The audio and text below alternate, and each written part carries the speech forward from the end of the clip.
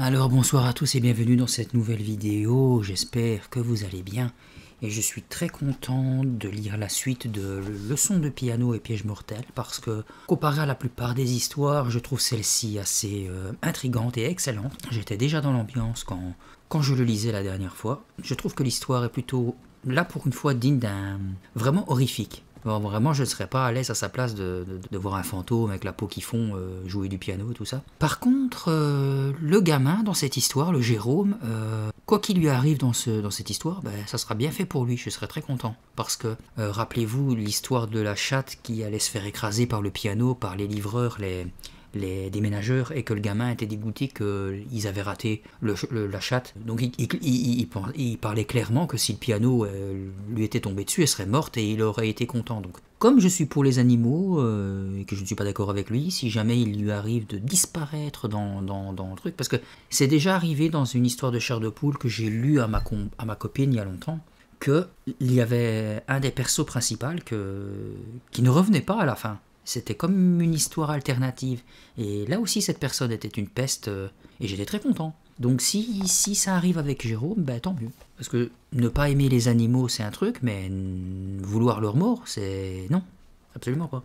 Donc voilà, rappelez-vous de l'histoire, hein, on suivait l'histoire de Jérôme et ses parents qui avaient emménagé dans une maison assez ancienne. Il avait trouvé un piano flambant neuf, on aurait dit, dans le grenier, et tous les soirs il entend une mélodie donc via où est le piano. Au début c'était dans le grenier et ensuite c'était dans le salon.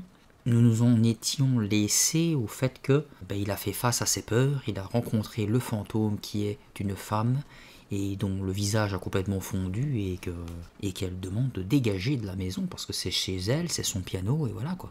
Et il avait appelé ses parents et il avait dit à son père qu'il y avait un fantôme dans la pièce. Bon, je suppose que le fantôme n'y est plus là, mais bon. Comme d'habitude, je vous laisse le temps de vous installer, de toute façon, hein. On est sur YouTube, mettez pause comme vous voulez, installez-vous confortablement, faites ce que vous avez à faire et c'est parti pour la suite de Leçons de piano et pièges mortels. Papa alluma la lumière au moment où maman entrait dans le séjour en se tenant le genou. Je montrais toujours du doigt la banquette du piano. Elle était vide. « Le fantôme, je l'ai vu, criai-je, en me tournant vers mes parents. Vous l'avez entendu ?» Mon père mit ses mains sur mes épaules tremblantes. « Calme-toi, Jérôme, calme-toi, tout va bien maintenant. Mais vous avez vu la dame? Elle était assise là, à jouer du piano, et sa peau tombait en lambeaux. » Je n'arrivais pas à chasser cette vision épouvantable de ma tête. C'était comme si son image était gravée sur ma rétine. « Il n'y a personne ici, dit doucement papa. Tu vois? Personne. Tu as fait un cauchemar? Demanda ma mère, inquiète. Non, ce n'était pas un cauchemar, criai-je. Je l'ai vue, elle m'a parlé, elle m'a dit que c'était sa maison, son piano. Attends, Jérôme, on va s'asseoir et en discuter calmement, suggéra ma mère. Tu n'as pas envie d'un bon lait chaud? Je me mis en colère. Vous ne me croyez pas, n'est-ce pas? Mais je vous jure que c'est vrai. Nous ne croyons pas vraiment aux fantômes, dit tranquillement papa en me conduisant jusqu'au divan. Il s'assit à côté de moi tandis que maman s'installait sur l'accoudoir. « Tu ne crois tout de même pas à ce genre d'histoire, mon chéri, susurra-t-elle sur un ton qui m'exaspéra. Maintenant, oui, je l'ai vue de mes propres yeux. C'était une femme toute grise. Son visage s'est défait devant moi. J'ai vu son crâne et... J'aperçus le regard qu'échangèrent mes parents. Comment pouvaient-ils douter de moi? Quelqu'un m'a parlé d'un bon médecin, dit doucement maman en me prenant la main. Un gentil médecin qui parle avec les jeunes. Le docteur Bilan, je crois. Hein, tu veux parler d'un psychiatre? Tu crois que je suis fou? Non, pas du tout, se hâta de répondre ma mère. Je pense seulement que quelque chose te rend nerveux. Ça te ferait du bien d'en discuter avec quelqu'un. Qu'est-ce qui te rend si nerveux? Demanda papa. C'est la nouvelle maison? Ta nouvelle école? Ou alors tes leçons de piano? Continua maman tout en jetant un regard à l'instrument. Non, les leçons de piano ne m'inquiètent pas, marmonnai-je. Je vous l'ai déjà dit, j'ai peur du fantôme. Je vais quand même prendre rendez-vous avec le docteur Bilan, dit maman fermement. Tu lui parleras de tes visions. Je suis sûr qu'il pourra expliquer tout cela mieux que nous. Je ne suis pas fou, murmurai-je. Ce qui est certain, c'est que quelque chose te bouleverse et te donne des cauchemars, constata papa. Ce docteur pourra en trouver la raison. Bon, il faut que j'aille me coucher, je suis crevé, ajouta-t-il en étirant ses bras au-dessus de sa tête. Moi aussi, ajouta maman. Tu penses que tu vas pouvoir dormir maintenant, Jérôme? Je ne sais pas. Tu veux qu'on te reconduise dans ta chambre? Je ne suis plus un bébé, criai-je furieux et frustré à la fois. J'aurais voulu hurler et hurler jusqu'à ce qu'il me croie. Eh bien, bonne nuit, fiston, dit papa. Demain, c'est samedi. Tu pourras dormir un peu plus tard. Et si tu fais encore des cauchemars, réveille-nous, proposa maman. Papa éteignit la lumière et ils s'en retournèrent dans leur chambre, pendant que je me dirigeais vers l'escalier. J'étais si en colère que j'avais envie de frapper, de casser quelque chose. Mais au fur et à mesure que je gravissais les marches dans l'obscurité, ma colère se transforma en peur. Le fantôme avait disparu du salon. Et s'il m'attendait dans ma chambre? Que ferais-je si je découvrais l'affreux crâne gris aux yeux globuleux installé sur mon lit? Le plancher gémit tandis que je traversais le couloir. J'eus soudain très froid. Ma bouche était sèche et j'avais du mal à respirer.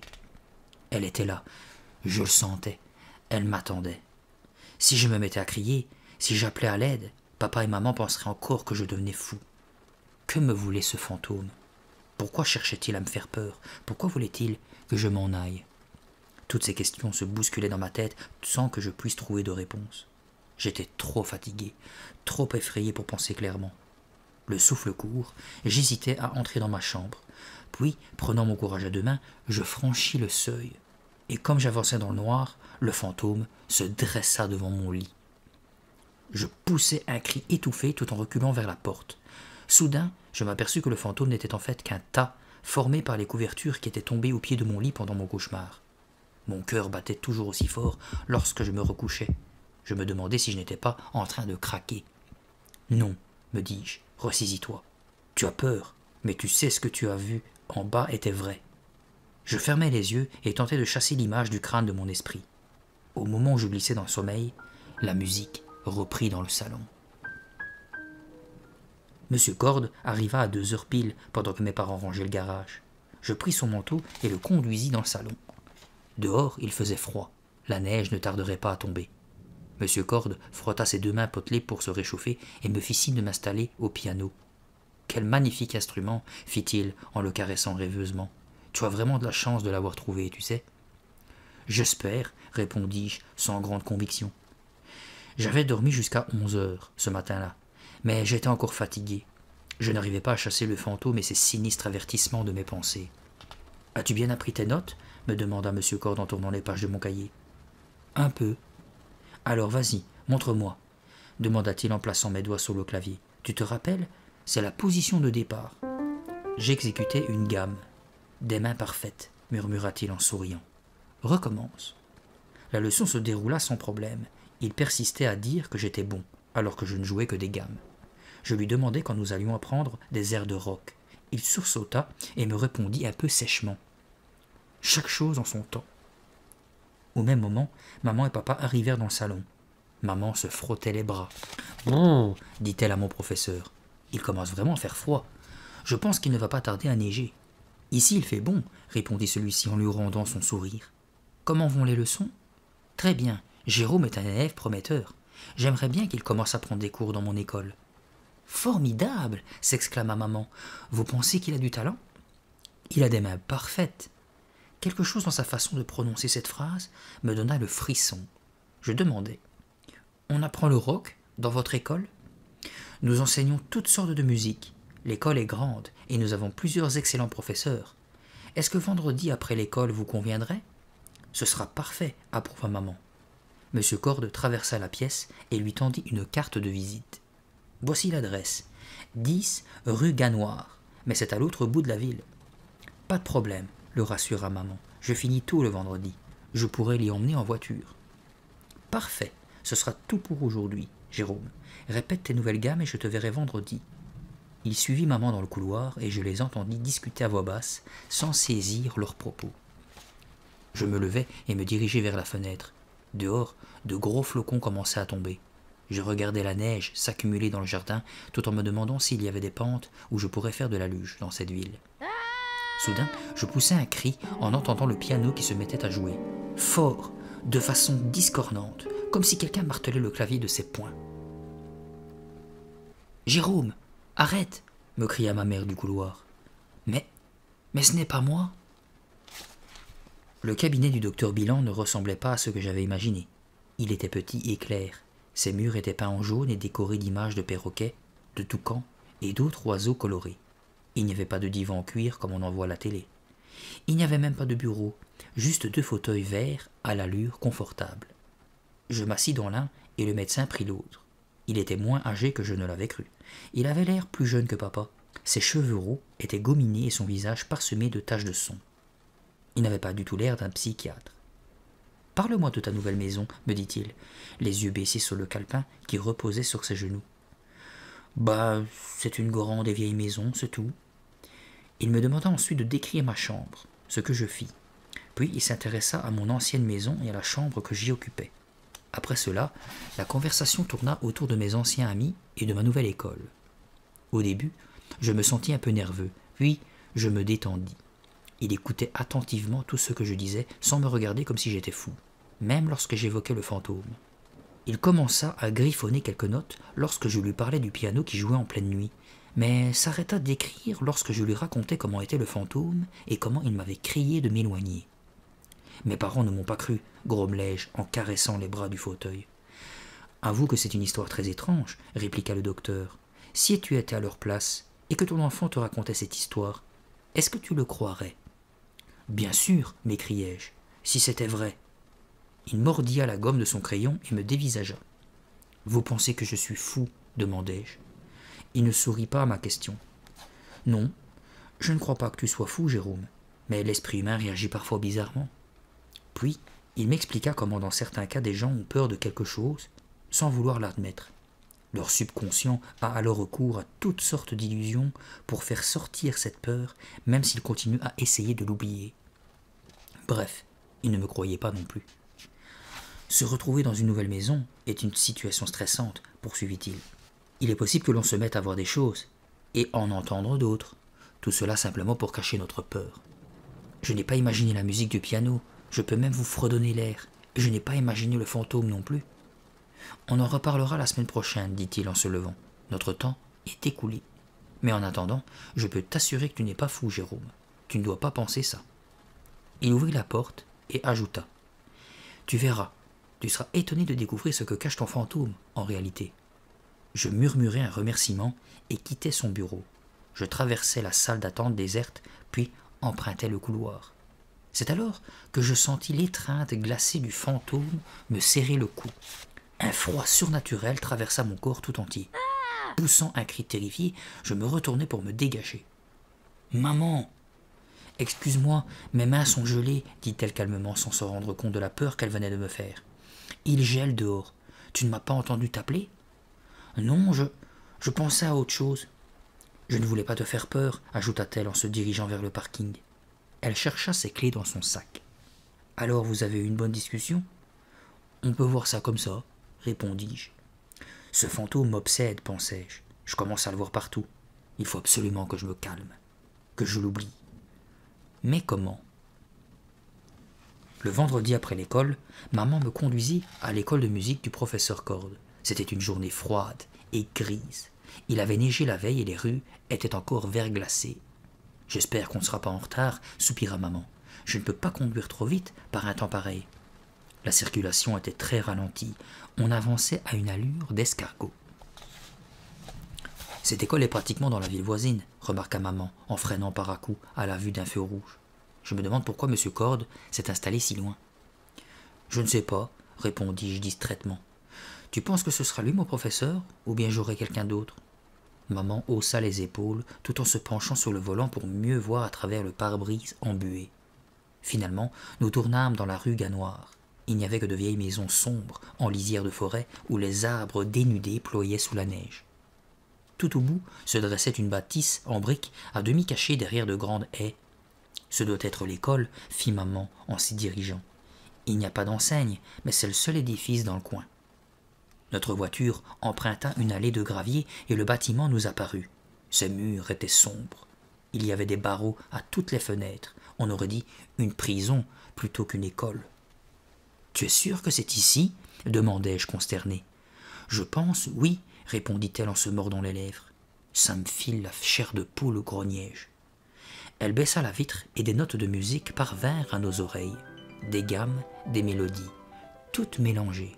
« Tu vois, déclara-t-elle joyeusement. « Allez, vas-y, tu es en retard, je reviendrai te chercher dans 1 heure. » J'ouvris la portière et sortis dans l'allée. La neige crissait sous mes bottes tandis que je courais vers l'école. La musique s'amplifiait. Tous ces airs mélangés provoquaient une assourdissante cacophonie. J'examinais le sinistre bâtiment. On dirait une maison hantée, pensais-je en frissonnant. Une sourde angoisse s'empara de moi. « Arrête de te faire des idées, marmonnai-je. » Chassant ces pensées de mon esprit, je tournai la poignée recouverte de givre et poussai la lourde porte. Elle grinça en s'ouvrant lentement. Je pris une profonde inspiration et pénétrai dans l'école. Un long couloir sombre s'étendait devant moi. Après la blancheur éclatante de la neige, mes yeux eurent besoin d'un bon moment pour s'habituer à la pénombre. Les notes semblaient jaillir des murs et se répercuter dans toutes les directions. « Où peut être le bureau de M. Cord ?» me demandai-je. Je longeai le couloir. De part et d'autre, des portes avec de petites fenêtres rondes s'alignaient. Tout en avançant, je jetai un coup d'œil à travers elles et aperçus dans chaque pièce un professeur souriant qui remuait la tête au rythme de la musique. Celle-ci devenait assourdissante, comme si une mer déchaînée rugissait entre les murs. Monsieur Cord devait avoir un tas d'élèves. Il y avait au moins une centaine de pianos qui jouaient en même temps. J'empruntai un autre couloir, puis un autre encore. Je m'aperçus bientôt que j'étais complètement désorienté. J'aurais eu de la peine à retrouver mon chemin, si je l'avais voulu. « Monsieur Cord, où êtes-vous » marmonnai-je. Je commençais à être inquiet. Et si ces couloirs se prolongeaient à l'infini? Je m'imaginais errant jusqu'à la fin de mes jours, incapable de retrouver la sortie et rendu sourd à cause de ce tapage. « Jérôme, arrête de te faire peur. » Quelque chose attira mon regard. J'examinai le plafond. Une petite caméra était accrochée au-dessus de ma tête. Elle ressemblait aux appareils de surveillance que l'on voit dans les magasins ou dans les banques. Quelqu'un me suivait-il sur ces écrans, quelque part? Et si oui, pourquoi ne venait-il pas à mon aide pour me diriger? Je commençais à en avoir assez. Qu'est-ce que c'était que cette école? Pas d'enseigne, pas de bureau, personne pour accueillir les visiteurs. Comme je tournai à nouveau dans un autre couloir, j'entendis soudain un étrange bruit sourd. J'écoutais. Le bruit devenait plus fort, se rapprochait. Puis un sinistre gémissement s'éleva, dominant la musique. J'avais l'impression que le sol se mettait à trembler. Je ne savais pas ce que c'était, mais je savais une chose. Ça venait dans ma direction. Et, tandis que j'écarquillais les yeux, un monstre déboucha d'un coin et se dirigea vers moi. Son énorme corps carré brillait comme s'il était fait en métal. Sa tête rectangulaire touchait presque le plafond. Ses yeux lançaient une lueur rouge plutôt inquiétante. Il se rapprochait, faisait vibrer le parquet. « Non !» criai-je de toutes mes forces. Le monstre me répondit par son gémissement aigu. Puis il baissa la tête comme s'il se préparait à m'attaquer. Je me retournai pour m'enfuir et découvris alors M. Cord à quelques mètres de moi. Il fixait la terrifiante créature, un sourire aux lèvres. Je m'arrêtai en poussant un hoquet de surprise. Derrière moi, la créature avançait toujours avec son sinistre gémissement. Et devant moi, M. Cord me bloquait toujours le passage, l'air amusé. Je m'attendais à subir l'attaque du monstre, mais il s'arrêta. Silence. « Alors Jérôme, dit M. Cord, toujours en souriant, qu'est-ce que tu fais ici ?» Je n'osais plus me retourner. Je pointais juste mon doigt derrière mon dos en bégayant. Tu admires notre aspirateur ? Votre quoi ? Notre aspirateur. Il est spécial, non ? Il me dépassa et mit sa main sur la chose. C'est une machine, bafouillai-je. Il se mit à rire. Tu ne pensais tout de même pas qu'il était vivant ? J'étais encore trop effrayé pour répondre. C'est monsieur Toggle, notre gardien, qui l'a construit. C'est un as, il peut fabriquer n'importe quoi. Il a vraiment du génie. Mais pourquoi lui a-t-il fait une tête pareille ? Demandai-je en m'appuyant contre le mur. Pourquoi lui a-t-il mis ses yeux rouges ? Monsieur Toggle a un certain sens de l'humour, répondit-il en riant. Mais il est très efficace. C'est lui également qui a installé toutes ces caméras. C'est le roi de la mécanique. On ne pourrait rien faire sans lui. Vraiment. Je m'avançai prudemment pour examiner l'appareil. Je ne trouvais pas votre bureau et... Mille excuses, coupa-t-il. Et maintenant, au travail, viens. Je le suivis jusqu'à une pièce carrée éclairée par 2 tubes au néon. Il n'y avait pas de fenêtre. Le seul mobilier consistait en un piano, un banc étroit et un pupitre à musique. Monsieur Cord m'invita à m'asseoir et la leçon commença. Nous fîmes plusieurs exercices d'affilée. Il me montra de nouveaux accords et me fit répéter des gammes. « Excellent !» déclara-t-il au bout d'une heure. « Je suis très satisfait. » Je massai mes mains, essayant de faire partir une crampe. « C'est vous qui allez être mon professeur ?» lui demandai-je. « Oui, je t'enseignerai les notions de base. Puis, lorsque tes mains seront prêtes, je te confierai à l'un de nos meilleurs professeurs. » « Quand mes mains seront prêtes, que voulait-il dire exactement par là ? On va maintenant essayer ce petit morceau, dit-il en feuilletant mon cahier d'exercice. Cette pièce n'a que 3 notes, mais tu dois bien faire attention au temps. Tu te rappelles combien dure une blanche ? Je lui fis la démonstration. Puis, j'exécutai le morceau. Je dois avouer que je ne m'en tirais pas trop mal. Merveilleux, merveilleux, déclara M. Cord en examinant mes mains. Il regarda sa montre et s'exclama. À vendredi prochain, Jérôme, et répète bien tout ce que je t'ai montré. Je le remerciai, assez heureux d'en avoir fini. Se concentrer de la sorte était très fatigant. Je me dirigeai vers la porte et m'immobilisai. Demandai-je. Comment je fais pour sortir ? M. Cord rangeait ses partitions et me répondit sans me regarder. Va sur la gauche, tu ne peux pas te perdre. Je le saluai et sortis dans le couloir sombre. Mes oreilles furent aussitôt assaillies par le rugissement des notes. Les leçons ne sont donc pas terminées, pensai-je. Elles continuent si tard ? Je regardai dans les 2 directions, m'assurant qu'aucun aspirateur n'était en vue, puis suivis le couloir sur la gauche vers l'avant de l'école. J'apercevais encore des professeurs souriant dans chaque classe, leur tête battant toujours la mesure. Ces élèves sont plus avancés que moi, constatai-je. Ils ne jouent pas de simples exercices ou des gammes, mais des morceaux longs et compliqués. Je tournai à gauche, puis encore à gauche, et constatai à nouveau assez vite que je m'étais perdu. Avais-je raté un croisement ? Les couloirs bordés de portes sombres se ressemblaient tous. Mon cœur se mit à battre plus vite. N'y avait-il personne d'autre que moi ici ? J'aperçus enfin une large porte à 2 battants. La sortie devait se trouver derrière. Je m'approchai rapidement et m'apprêtai à ouvrir lorsque 2 mains puissantes m'attrapèrent par le collet et une voix rauque grogna à mes oreilles. « Non, ne fais pas ça !» Je poussai un cri. Les mains me tirèrent en arrière puis me lâchèrent. Je me retournai et fis face à un homme grand, maigre, mal rasé, avec de longs cheveux noirs. Il portait un t-shirt jaune sous une salopette en jean. « Pas de ce côté-là, reprit-il plus doucement. Si tu cherches la sortie, c'est par ici, ajouta-t-il en désignant un couloir sur la droite. Oh, désolé, m'excusai-je. Vous m'avez fait peur. C'est moi qui suis désolé. Attends, je vais te raccompagner. Au fait, je me présente. Je suis Monsieur Toggle. Moi, c'est Jérôme Hawkins. Monsieur Cord m'a parlé de vous. J'ai vu votre aspirateur. Monsieur Toggle sourit franchement et ses yeux s'illuminèrent. C'est une beauté, n'est-ce pas ? Mais j'ai d'autres créations, encore plus réussies. Monsieur Cord dit que vous êtes un génie de la mécanique. Oui, je l'ai programmé pour qu'il répète ça, plaisanta-t-il. Nous nous mîmes à rire ensemble. La prochaine fois que tu reviendras à l'école, me proposa-t-il ensuite, je te ferai voir mes autres inventions.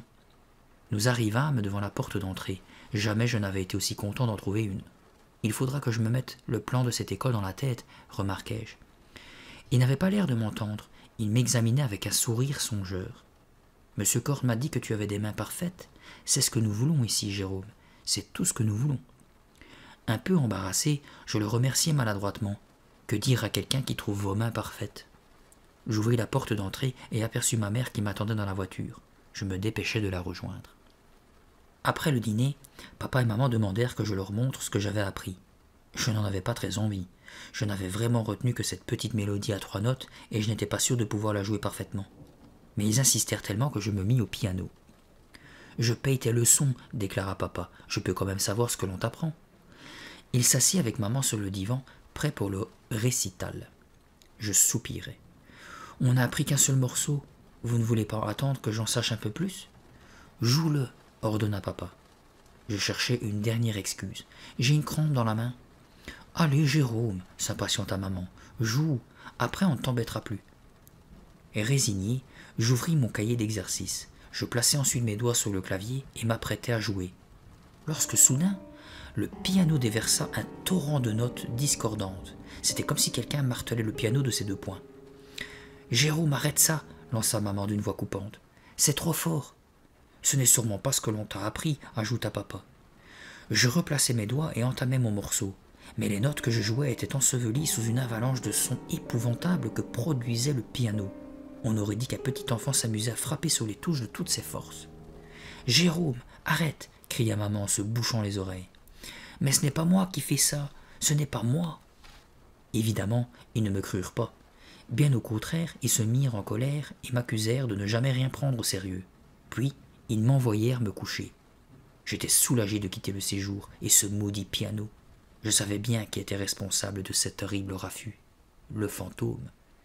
Pourquoi? Que cherchait-il à prouver? Que me voulait-il? Je n'arrivais toujours pas à répondre à toutes ces questions.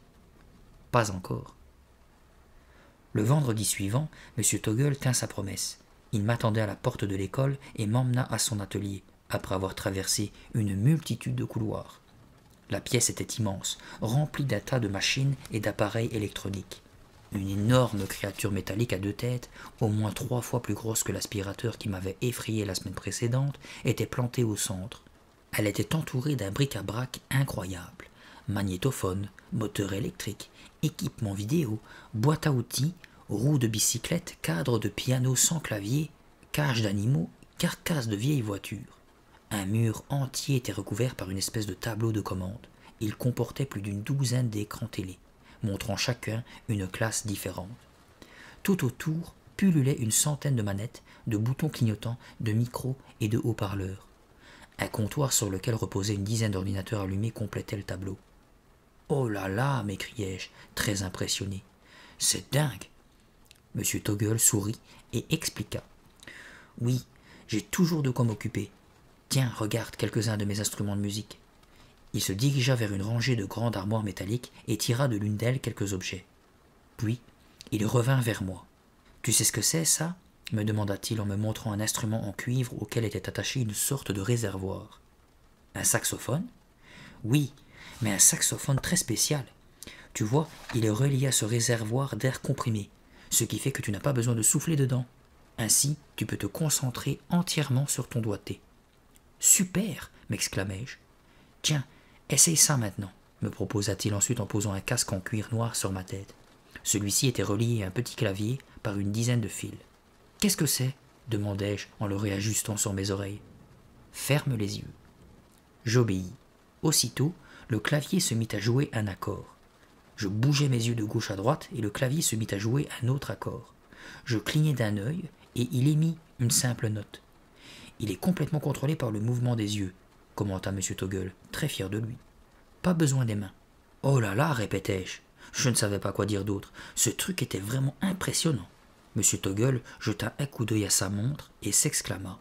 « Tu vas être en retard à ton cours, Jérôme. Tu n'auras qu'à dire à M. Cord que c'est ma faute, d'accord ?»« D'accord, répondis-je, et merci de m'avoir tout montré. » Il se mit à rire. « Mais je ne t'ai pas tout montré. Il y en a beaucoup d'autres. Tu les verras plus tard. » Je le remerciai de nouveau et fonçai vers la porte. Il était presque 4h15, il fallait que je me dépêche. Mais en passant devant une rangée de meubles métalliques cadenassés, je stoppai net. Une voix faible appelait. « Au secours !» Je m'approchai du meuble et tendis l'oreille. Pas de doute, cela venait bien de l'intérieur, et je sentis mes cheveux se hérisser lorsque la même petite voix répéta. « Au secours, aidez-moi !» « Monsieur Toggle, qu'est-ce que c'est ?» Il était en train de tripoter les fils du casque en cuir. « Qu'est-ce que c'est quoi ?» demanda-t-il en levant à peine la tête. « Ce cri, répondis-je en désignant le meuble du doigt. J'ai entendu une voix. Il fronça les sourcils. Équipement endommagé, grogna-t-il en reprenant son examen. Hein? De l'équipement endommagé? Je n'étais pas sûr d'avoir bien compris. Exact, de l'équipement endommagé, répéta-t-il impatient. Et maintenant, file, on t'attend. De nouveau, j'entendis. Je vous en prie, aidez-moi. J'hésitais. Monsieur Toggle me dévisageait, l'air excédé. Je n'avais pas le choix. Je quittai la pièce, la plainte résonnant encore à mes oreilles. Le lendemain après-midi, j'allais dégager l'allée de la maison, une pelle à la main. Il avait neigé toute la nuit. J'étais heureux de faire un peu d'exercice. Lorsque j'arrivai au bout du chemin, j'aperçus Kim Lee-Chin qui descendait de voiture, son étui de violon à la main. Je supposais qu'elle revenait de son cours de musique. Je l'avais croisée plusieurs fois à l'école, mais je ne lui avais pas réellement parlé depuis le jour où elle s'était enfuie. « Hé !» l'appelai-je en agitant ma pelle. « Salut !» Elle tendit son étui à sa mère et se dirigea vers moi. « Comment ça va ?» me demanda-t-elle. « Super neige, hein ?»« Oui. Tu veux en pelleter un peu ?»« Non, merci, » répondit-elle en riant. « Tu reviens de ton cours de violon ?»« Oui, je travaille sur un morceau de Mozart, drôlement difficile. »« Tu es plus en avance que moi. Je suis encore à faire des gammes. » Son sourire s'évanouit. Ses yeux devinrent pensifs. Nous parlâmes un peu de l'école, puis je lui proposai de venir prendre un chocolat chaud à la maison. « Et ton allée à dégager ?» demanda-t-elle en montrant ma belle. « Papa serait drôlement déçu si je faisais bien mon travail, » dis-je en blaguant. Maman nous remplit 2 tasses de chocolat brûlant. Comme de bien entendu, je m'ébouillantais la langue à la première gorgée. Nous nous étions installés dans le salon. Kim Lee s'était assise sur la banquette du piano. Elle effleurait le clavier, puis appuya sur quelques touches. « Joli son, » remarqua-t-elle très sérieusement. « Bien meilleur que celui de ma mère. »« Pourquoi t'es-tu enfui l'autre jour ?» demandai-je abruptement. Ça n'avait pas arrêté de me trotter dans la tête. Je devais connaître la réponse. Elle baissa les yeux sur ses mains et fit comme si elle n'avait pas entendu ma question. Obstinée, je le lui reposai. « Pourquoi t'es-tu enfui comme ça ?»« Je ne me suis pas enfui, » répondit-elle en évitant mon regard. « J'étais en retard, c'est tout. » Je posai ma tasse sur la table basse. « Je te disais que j'allais prendre des cours chez le professeur Cord, tu te rappelles? Tu m'as alors regardé d'une drôle de façon et tu t'es sauvé. » Kim soupira. Elle serrait fort sa tasse entre ses 2 mains. « Jérôme, je préfère ne pas en parler, » murmura-t-elle. « C'est trop effrayant. »« Effrayant ? Tu ne connais pas les histoires affreuses que l'on raconte sur cette école. » Je me mis à rire sans trop savoir pourquoi. Peut-être à cause de l'expression trop sérieuse de Kim. « Des histoires ? Quel genre d'histoires ? Je viens juste d'emménager, comment veux-tu que je les connaisse ? Allez, raconte. » « Eh bien, il paraît qu'il y a des monstres là-bas, de vrais monstres qui vivent dans le sous-sol. »« Des monstres ?» m'exclamai-je, riant de plus belle. Kim fronça les sourcils. « Je ne vois pas ce qu'il y a de drôle. Mais je les ai vus, tes monstres, » lui dis-je en secouant la tête. « Tu as quoi ?»« J'ai vu ces monstres, » répétai-je. « Ce ne sont que des aspirateurs bricolés. » Elle manqua de renverser son chocolat sur son sweatshirt. « Des aspirateurs ? Oui, c'est M. Toggle qui les construit. Il travaille à l'école, c'est un mécanicien de génie. Il peut fabriquer n'importe quoi. » Mais je la coupais. J'en ai croisé un le premier jour d'école. Moi aussi j'ai cru d'abord que c'était un monstre. Il faisait un de ces bruits en fonçant sur moi, mais ce n'était qu'un super aspirateur bricolé. Kim hocha la tête, l'air pensive. Eh bien, je me doutais que ces histoires n'étaient pas tout à fait vraies, mais... Bah, je suppose qu'elles doivent toutes avoir une explication simple comme celle-là. Toutes ? Pourquoi ? Il y en a d'autres ? Elle hésita un moment. C'est-à-dire, on raconte aussi que certains élèves ne sont jamais revenus de leur cours, qu'ils ont tout bonnement disparu. C'est impossible, m'écriai-je en haussant les épaules. Soudain, je me rappelai la petite voix qui appelait à l'aide dans l'atelier de M. Toggle. J'essayais de chasser ce souvenir embarrassant. Encore une invention de ce type, ce ne peut être que ça. Il n'avait l'air ni nerveux ni coupable lorsqu'il m'a parlé d'équipements endommagés. Kim retourna s'asseoir devant le piano. « C'est curieux comment naissent les histoires effrayantes, » déclara-t-elle, toujours pensive. « Tu serais moins étonné si tu avais vu l'école. Elle est vieille, sinistre. On jurerait une maison hantée. Ça ne m'étonne pas qu'on imagine des trucs bizarres. Oui, probablement. En tout cas, si l'école n'est pas hantée, le piano, lui, l'est, lâchai-je alors dans un souffle. Je ne sais pas ce qui m'a pris de lui faire cette révélation. Je n'avais plus parlé à personne du fantôme. Qui pouvait me croire? Kim sursauta et me dévisagea. Le piano est hanté? Qu'est-ce que tu veux dire? Souvent, dans la nuit, j'ai entendu quelqu'un y jouer. Une femme, je l'ai même vue une fois. Kim se mit à rire. Tu me fais marcher. Je secouai la tête. Non, non, je suis sérieux. J'ai vu cette femme. Elle jouait sans cesse le même air triste. Jérôme, arrête de blaguer. Je suis sérieux. Elle m'a même parlé. Et puis son visage est tombé en lambeaux. Il ne restait plus qu'un crâne qui me fixait et qui m'a crié « Éloigne-toi du piano ». Je frissonnais. J'avais réussi à chasser cette scène de ma tête et la voilà qui ressurgissait avec une précision incroyable. Kim me décocha un grand sourire. « Tu es meilleur conteur d'histoires que moi. Tu en connais d'autres aussi effrayantes ?»« Ce n'est pas une histoire, criai-je désespéré, qu'elle ne me croit pas non plus. » Elle s'apprêta à me répondre lorsque maman entra et nous interrompit. « Kim, dit-elle, ta maman vient de m'appeler. Elle voudrait que tu rentres maintenant. »« Bon, il faut que j'y aille. soupira Kim en se levant. Je la suivis jusqu'à la porte du séjour. Elle enfilait son manteau dans le couloir, lorsque soudain le piano se mit à jouer. Une affreuse cacophonie. « Tu vois » m'écriai-je, surexcité. « Tu vois ?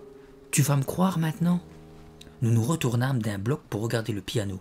Boncœur courait sur le clavier, sa queue battant la mesure. Kim éclata de rire. « Jérôme, tu es idiot, j'ai vraiment failli te croire. » Mais, ce stupide chat m'avait encore fait passer pour un plaisantin.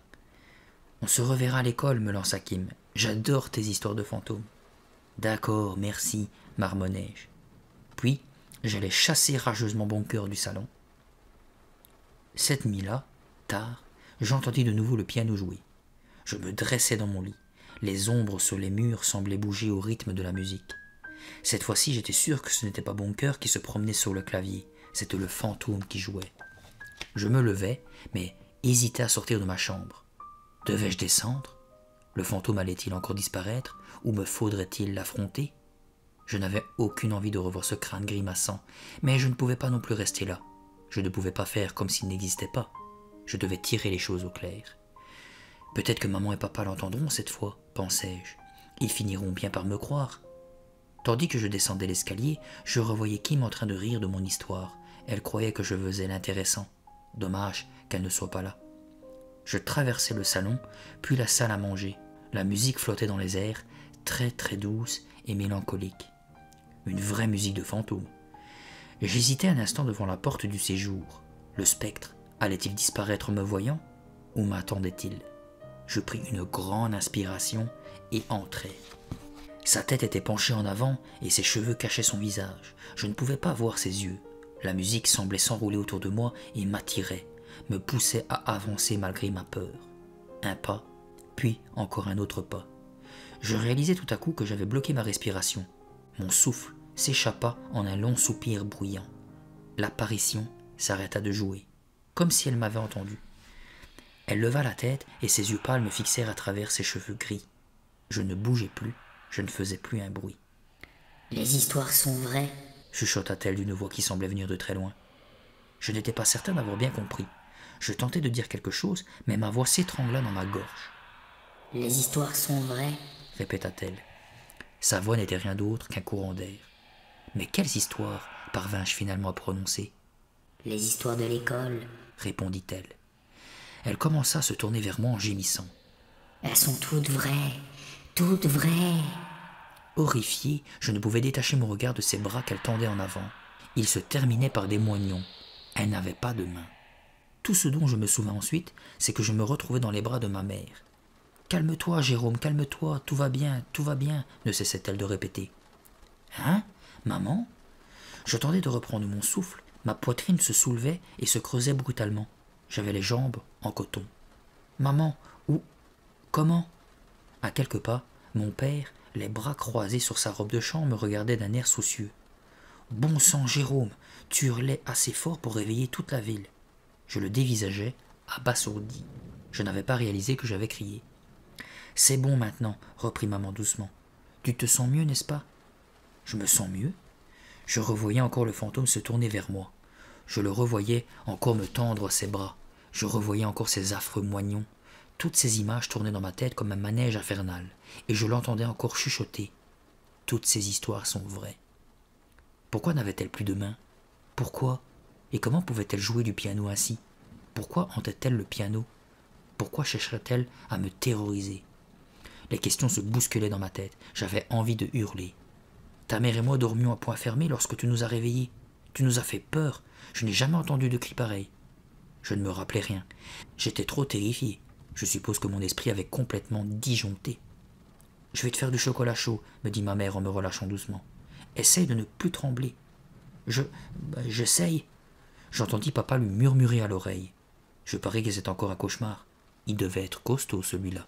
« Ce n'était pas un cauchemar, » protestai-je avec véhémence.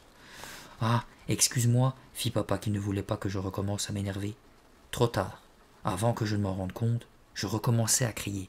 « Je ne veux plus jouer de ce piano. Sortez-le, sortez-le d'ici. »« Jérôme, s'il te plaît, » reprit maman, le visage crispé par l'inquiétude.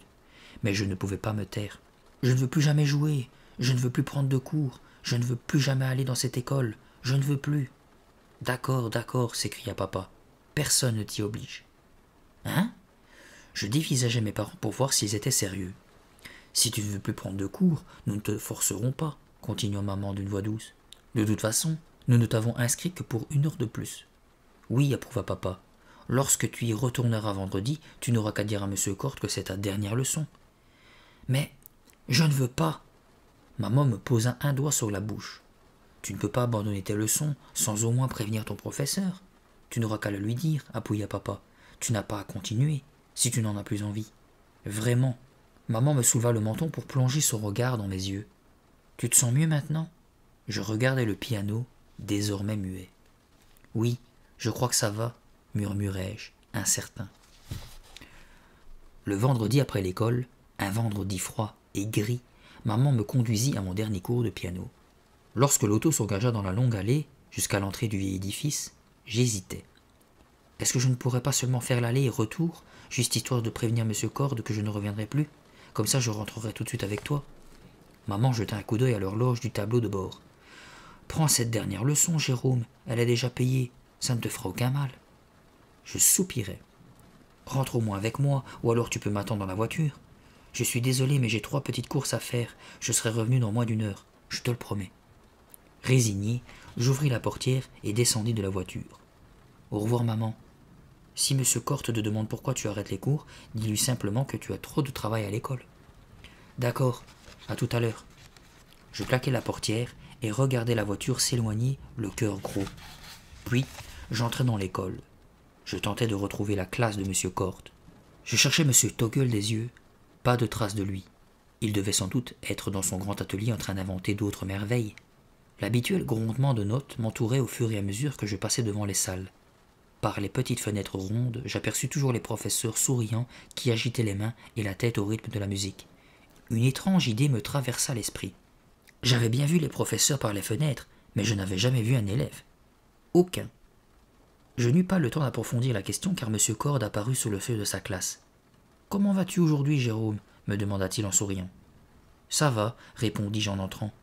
Il portait un large pantalon et des bretelles rouges sur sa chemise blanche froissée. On aurait dit qu'il ne s'était pas peigné depuis plusieurs jours. Il m'invita à m'asseoir au piano. Je m'installai vite, tout en gardant les mains sur mes genoux. Je voulais lui parler avant de commencer la leçon.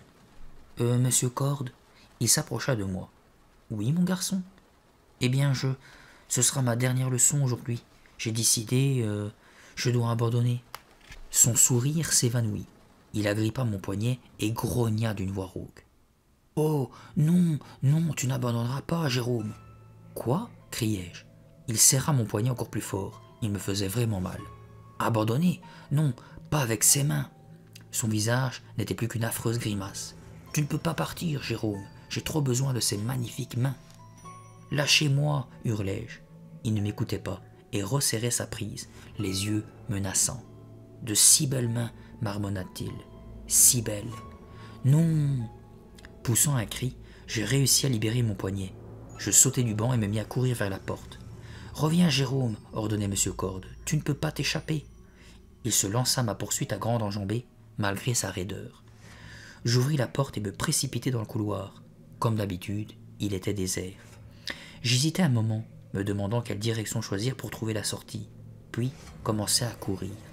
Je courus comme jamais je n'avais couru de ma vie, mais à ma grande surprise, M. Corde ne se laissait pas distancer. « Reviens !» répétait-il sans avoir le moins du monde l'air essoufflé. « Tu ne pourras pas m'échapper !» Jetant un coup d'œil par-dessus mon épaule, je m'aperçus qu'il gagnait du terrain. La panique m'étouffait, m'empêchait de respirer. Les jambes me faisaient mal et mon cœur semblait sur le point d'éclater. Je bifurquai sur la gauche et empruntai un autre long couloir. Où étais-je? Avais-je choisi la bonne direction? Je ne savais plus. Tous ces couloirs sombres se ressemblaient. Peut-être que M. Corde a raison. Peut-être qu'il est impossible de sortir d'ici, pensai-je, le sang battant violemment à mes tempes. J'empruntai un autre couloir. Je cherchais désespérément M. Toggle. Lui seul pouvait me sauver. Mais tous les couloirs étaient déserts. « Monsieur Toggle !» appelai-je, au secours. Ma poitrine me brûlait. Je tournai à nouveau et aperçus une porte à 2 battants devant moi. Était-ce celle qui conduisait dehors? Je ne m'en rappelais plus. Les bras tendus en avant, je l'ouvris en gémissant. Non, cria M. Cordes derrière moi. Non, n'entre pas dans la salle de concert. Trop tard. Je pénétrai dans une grande pièce tout éclairée. J'avançai encore de quelques pas, puis m'arrêtai, horrifié. La musique des pianos était assourdissante, pareille à un tonnerre sans fin, car il y avait là des rangées entières de pianos. À côté de chacun d'entre eux se tenait un professeur souriant. Tous se ressemblaient, et comme d'habitude, ils suivaient le rythme de la musique avec leur tête. Une musique jouée par... La musique était jouée par... Haletant, je détaillais ces interminables rangées. La musique était jouée par des mains humaines qui flottaient au-dessus des claviers, et il n'y avait personne au bout, juste des mains. Je restais tétanisé par cette terrible vision, 2 mains flottant au-dessus de chaque clavier. À côté, les professeurs, tous chauves, souriaient imperturbablement. Ils dodelinaient de la tête comme si de rien n'était. Des mains, juste des mains. Tandis que j'essayais de trouver un sens à cette incroyable scène, M. Cordes entra en trombe derrière moi. Il tenta de m'attraper, mais je réussis à m'écarter de ses mains tendues. Il s'étala alors en poussant un grognement féroce. Son visage était rouge de colère. Je me détournai en vitesse et me précipitai vers la porte. Mais M. Cordes était plus vif que je ne l'aurais cru. En un clin d'œil, il se remit sur ses pieds et bloqua la sortie. Je voulus faire demi-tour. Trop rapidement, je glissai et perdis l'équilibre. Lorsque je voulus me relever, il était trop tard. M. Cordes m'avait rejoint. Un sourire de triomphe illuminait son visage. « Non !» criai-je en tentant de me remettre debout. Mais il se pencha sur moi et me saisit par la cheville. « Tu ne peux plus m'échapper, » dit-il calmement. Il n'était même pas essoufflé. « Laissez-moi partir, laissez-moi partir !» Je faisais mon possible pour me dégager, mais il était incroyablement fort. « À l'aide, au secours !» hurlai-je à plein poumon. « J'ai besoin de tes mains !» répéta Cordes pour la énième fois. « De si belles mains !» La porte s'ouvrit brusquement. M. Toggle entra en courant, l'air confus. Ses yeux firent rapidement le tour de la salle. « Monsieur Toggle !» criai-je soulagé. « Au secours, il est fou! Aidez-moi !» Il me dévisagea quelques instants avant de répondre. « Ne t'inquiète pas, Jérôme. Attends. Tu ne pourras pas m'échapper, menaçait M. Cordes en me clouant au sol. Tout en me débattant pour me libérer, je vis M. Toggle se précipiter vers le mur du fond. Il ouvrit une porte en métal qui cachait tout un panneau de commande. « Ne t'inquiète pas, répéta-t-il. » Il abaissa une manette et aussitôt M. Cordes s'immobilisa. Sa main me relâcha immédiatement, puis il s'affaissa sur le sol, les yeux fermés et la tête inclinée. Il ne bougeait plus. « C'est un robot !» compris-je en un éclair. M. Toggle me rejoignit en courant. « Ça va, Jérôme ?» Je m'aperçus alors que je tremblais de la tête aux pieds. La pièce semblait tourner autour de moi. La musique étourdissante me torturait. Je me bouchais les oreilles pour ne plus entendre ce bruit infernal. « Faites-les taire !» criai-je. M. Toggle retourna au tableau de commande et appuya sur un bouton cette fois. Instantanément, la musique cessa. Les mains s'immobilisèrent au-dessus de leur clavier et les professeurs se figèrent. « Des robots !» murmurai-je estomaqué. « Rien que des robots !» M. Toggle revint vers moi et me redemanda comment j'allais. Je n'arrivais qu'à bredouiller. « Monsieur Cordes, c'est un robot ?»« Oui, c'est ma plus belle création, » déclara-t-il en souriant. Il lui tapota affectueusement la poitrine. « Il a vraiment l'air vivant, n'est-ce pas ?»« Et tous les autres aussi ?» demandai-je en regardant les professeurs paralysés devant leur piano. « Exact, » approuva M. Toggle. « Mais beaucoup plus primitif, rien à voir avec notre bon vieux Cordes. »« Vous les avez tous fabriqués ?» M. Toggle hocha la tête, l'air fier. « Oui, chacun d'entre eux. » Je me sentais de plus en plus mal. J'avais envie de vomir. « Merci de les avoir arrêtés, » dis-je faiblement. « Je suppose que M. Cordes s'était traqué ou quelque chose comme ça. Je dois y aller maintenant. » Je me dirigeai vers la porte, forçant mes jambes en coton à avancer. « Pas tout de suite, » déclara M. Toggle en posant une main sur mon épaule. « Hein ? J'ai dit que tu ne peux pas partir maintenant. Tu vois, j'ai besoin de tes mains. »« Quoi ?» Il pointa du doigt un piano contre le mur. Un professeur s'y tenait immobile, un sourire figé sur son visage. Mais il n'y avait pas de main flottant au-dessus du clavier. « Ce sera ton piano, Jérôme, » annonça tranquillement M. Toggle. Lentement, pas à pas, je reculai vers la porte. « Pourquoi ?» bégayai-je. « Pourquoi avez-vous besoin de mes mains ?»« Les mains humaines sont trop difficiles à reproduire, trop compliquées. Il y a des tas de problèmes, » expliqua M. Toggle en s'avançant vers moi. « Mais commençai-je en reculant d'un autre pas. En revanche, continua M. Toggle, je peux faire jouer des mains, de façon merveilleuse. J'ai créé des programmes informatiques pour les faire jouer mieux qu'aucun humain ne pourra jamais le faire. Mais je n'arrive pas à les fabriquer. Les élèves doivent me les fournir. Mais pourquoi? Pourquoi faites-vous ça? Pour l'amour de la belle musique, naturellement, répliqua M. Toggle en s'approchant encore plus. J'adore la musique, Jérôme, et la musique est si pure, si parfaite, lorsqu'elle n'est pas gâchée par des fautes humaines. Il avança encore d'un pas, puis d'un autre. Tu comprends, n'est-ce pas? Ses yeux devenaient fiévreux, comme s'il était possédé. Non, criai-je, je ne comprends pas, vous n'aurez pas mes mains. Je reculai le plus doucement possible.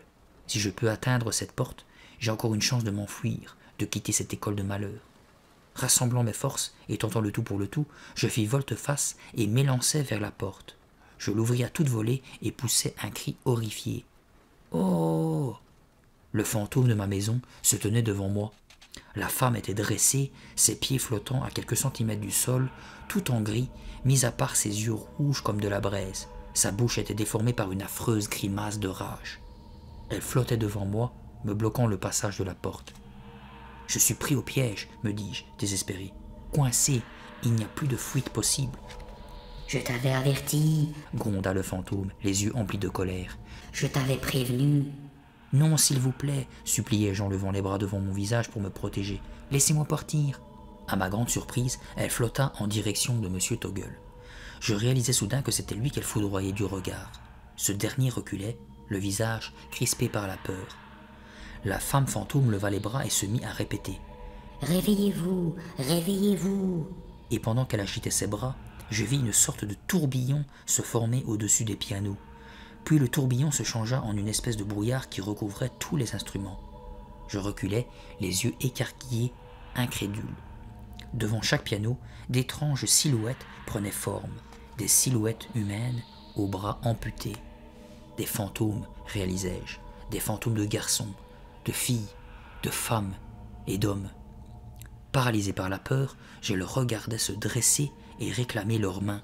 Ils tendirent leurs bras devant elles et firent bouger les doigts. On aurait dit qu'ils les essayaient. Ensuite, les bras tendus et leurs mains flottant devant eux, les fantômes quittèrent leur piano et se dirigèrent vers M. Toggle. « Non, non !» cria celui-ci. « Partez, allez-vous-en !» Il tenta de s'enfuir, mais je lui bloquai le passage. Et les fantômes fondirent sur lui. Leurs mains le jetèrent à terre. Il tenta de se débattre, de se dégager, tout en hurlant. « Lâchez-moi, allez-vous-en !» Mais les mains le tenaient fermement contre le sol, lui plongeant le nez dans la poussière. La femme fantôme se tourna vers moi. « Je t'avais pourtant mis en garde. J'ai tout fait pour t'éloigner d'ici. Avant, je vivais dans ta maison. J'ai été une des victimes de cette école, et je ne voulais pas que tu le deviennes à ton tour. »« Je... » Cours maintenant, ordonna-t-elle. « Vite, éloigne-toi d'ici. » Mais je restais pétrifié, trop secoué par ce que je voyais pour bouger. Les mains avaient soulevé M. Toggle. Il criait et se débattait comme un beau diable, mais il lui était impossible d'échapper à leur emprise. Les fantômes l'emportèrent hors de la salle, puis dehors. Je les suivis jusqu'à la porte d'entrée. On aurait dit que M. Toggle flottait, ou plutôt se noyait dans un océan de brume. Je vis disparaître l'étrange cortège loin dans le bois qui entourait l'école. Je savais qu'on ne le reverrait jamais. Je me retournai pour remercier la femme fantôme, mais elle était partie, elle aussi. J'étais seul, maintenant. Le couloir derrière moi était plongé dans un profond silence, un silence fantomatique. Quelques semaines plus tard, ma vie est redevenue normale. Papa a mis une annonce dans le journal et a vendu le piano à une famille qui habitait loin d'ici. Il a laissé tellement de place vide dans le salon que mes parents ont acheté une télé avec écran géant. Je n'ai plus jamais revu la femme fantôme. Peut-être était-elle partie avec le piano. Je ne saurais le dire. Je me suis fait quelques bons amis et commence à m'habituer à ma nouvelle école. Je pense même sérieusement à faire partie de l'équipe de baseball. Mais je ne suis pas un grand frappeur. Mais je sais très bien rattraper les balles. Tout le monde dit que j'ai des mains parfaites pour ça.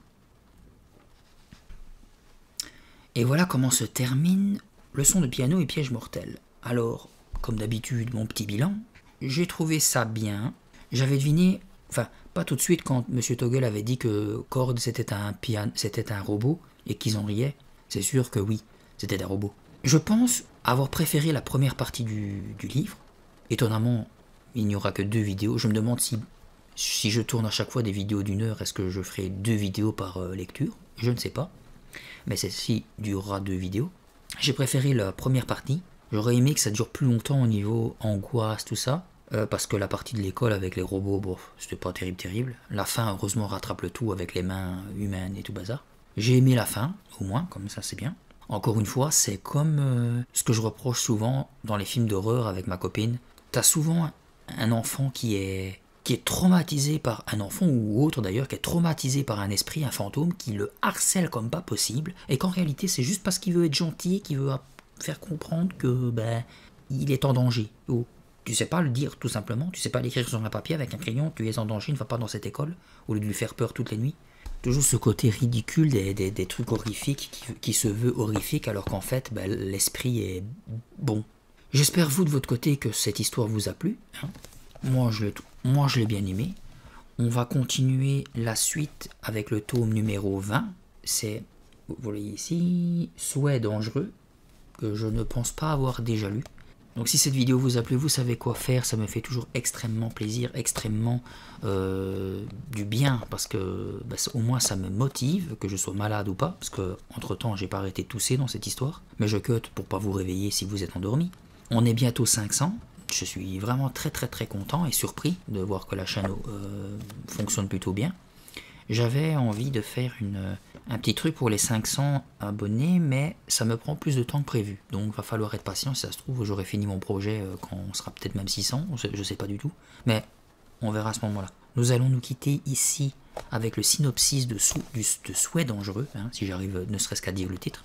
En attendant, je vous dis bonne nuit et je vous dis à la prochaine.